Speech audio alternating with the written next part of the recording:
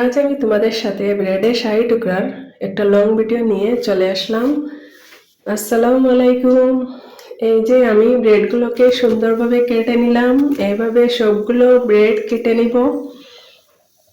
সবগুলো ব্রেড কেটে নেওয়ার পরে এই যে কাটা হয়ে গেছে আমার সবগুলো ব্রেড। আসলে রেসিপি হচ্ছে সম্পূর্ণ, মানে যদি তুমি পারো তাইলে অনেক কঠিন রেসিপিও তোমার কাছে অনেক সহজ মনে হবে, আর যদি তুমি না পারো না তাইলে সহজ রেসিপিটাও অনেক কঠিন মনে হবে।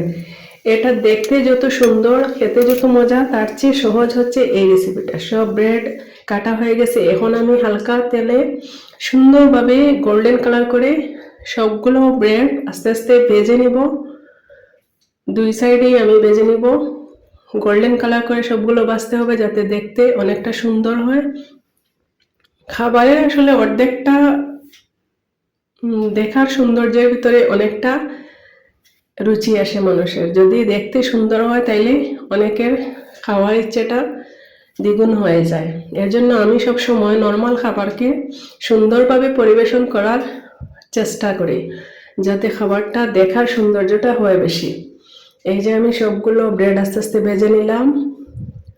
এবার আমি 2 চামচ কর্নফ্লাওয়ার দিয়ে নর্মাল পানি দিয়ে মিশিয়ে একটা মিশ্রণ তৈরি করব, এবং এই মিশ্রণটা আমি 1 লিটার এবং হাফ লিটার মানে 1.5 লিটার দুধের মধ্যে দিয়ে মিশ্রণটা ভালোভাবে মিশিয়ে পানি দিয়ে মিশিয়ে নিব। মিশিয়ে নিয়ে আমি দুধের মধ্যে দিয়ে দিব। এই যে আমার কর্নফ্লাওয়ারের মিশ্রণটা মিশিয়ে আমি এটা দুধের মধ্যে দিয়ে চুলায় বসিয়ে দিলাম। এবার আমি 5-6 চামচের মতো কনডেন্স মিল্ক দিলাম এবং 6 চামচ পাউডার দুধ দিয়ে আমি এগুলো ভালোভাবে মিশিয়ে মিশ্রণটা সুন্দরভাবে ফুটিয়ে নিব। এই যে সব কিছু একসাথে মিশিয়ে নিচ্ছি। মিশিয়ে নিয়ে আমি এগুলো সুন্দরভাবে ফুটিয়ে নিব। ফুটিয়ে নেওয়ার পরে দেখা যাবে অনেক সুন্দর একটা মিশ্রণ তৈরি হয়ে গেছে, অনেকটা ঘন একটা মিশ্রণ। আর হাফ লিটার দুধ আমি রেখে দিয়েছি, এটা দিব আমি ব্রেডের উপরে প্রথমে দিব, তারপরে এই মিশ্রণটা দিব। এই যে আমার মিশ্রণটা হয়ে গেছে। এখন আমি এটা ফ্যানের নিচে রেখে ঠান্ডা করে নিব। এবার আমি ব্রেডগুলো সেট করে নিব একটা ডিশে।